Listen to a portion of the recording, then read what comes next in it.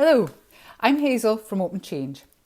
In this short video, I'm going to talk through a sketch note I made on facilitation, including some great tips from folks via Twitter.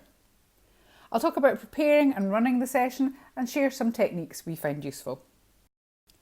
First up, is a facilitated workshop or session the right format for what you're trying to achieve? They're great for gathering information, generating ideas, and making group decisions. They're not so good for presenting information or ideas that you already have, or to try and get buy-in for decisions that have already been taken. Preparation. The space is important, preferably not a meeting room. We've used coffee breakout areas, bars, even church halls. So long as you have walls or window space where you can stick things up and you can move the furniture around, the space will work. Access to tea, coffee and refreshments is helpful. And remember and book or bring flip charts or any audio-visual equipment you might need.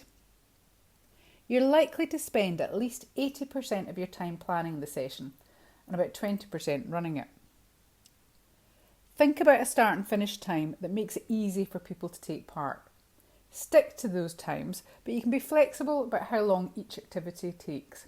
Go with the flow and see what's working. Try and bring together diverse people to encourage broader thinking. In the invite, give an outline of the aims of the session and describe the types of activities. Ask people what they need to make it comfortable for them to take part. If we focus on accessibility requirements as carefully as we do on dietary requirements, it would be a good starting point. Gather materials, pens, sticky notes, etc. based on the activities that you've got planned, and always bring more than you think you're going to need. Running the session. Welcome people individually when they arrive, especially people that you don't know. Name badges with first names are a really good leveller. An icebreaker which gets people talking one-to-one allows quiet voices to be heard from the start. As the session progresses, that's where sticky notes and Sharpie pens become invaluable. Some people talk easily, some people are more comfortable taking time to think before speaking. Some people prefer writing ideas down and are less comfortable talking in public. Post-its form the record of what was talked about. It's challenging to facilitate and participate in an event. As a facilitator, stay neutral and focus the group on the objectives. Ask what people's expectations are, including surfacing any concerns, and then set a positive intent for the session. At the end, check if expectations have been met. Some things you can try to set that positive intent. Ask people how they'll know if they've had a good day and find out what they're curious about. A couple of methods we've been using recently are the Simple Sabotage Field Manual and the NHS Troublemakers and Radicals. You'll find them easily online. A reminder of our unconscious biases can be helpful to encourage folks to move beyond them. We talk about anchoring bias, focusing on the first thing that someone says, confirmation bias, listening only to information that confirms what you already believe, and stereotyping, expecting certain qualities or behaviours from people without any information or evidence. Encouraging people to use yes and rather than yes but, and phrases like how might we, can help people unstick themselves from their current thinking. Liberating Structures, which you'll find online, is a collection of facilitation methods that can be learned and used quickly.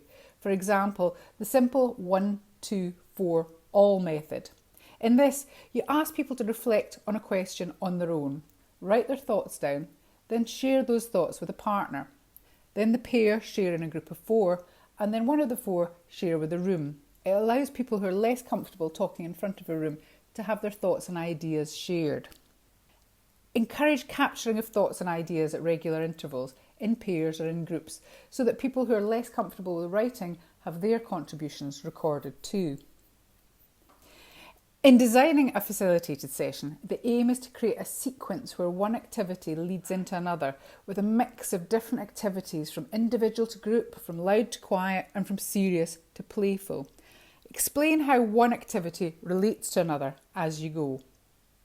If you find things are going off at a tangent, you can sum things up and move on, recording comments on a flip chart or on post-its so that people's thoughts are acknowledged. Lynn Vizard has got some fantastic tips for troubleshooting at bit.ly/troubleshooting-facilitation.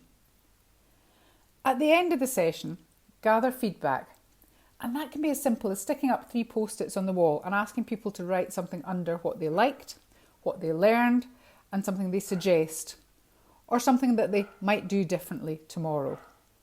At the end of the session, photograph any assets, post-its, flip charts, etc., and type them up. Share them as soon as possible as you can with the people that took part. Thanks again to everyone who responded to my original tweet of my sketchnote asking for top tips on facilitation. I'm Hazel White and we're Open Change. You can find me on Twitter @Hazel1White or at openchange.co.uk.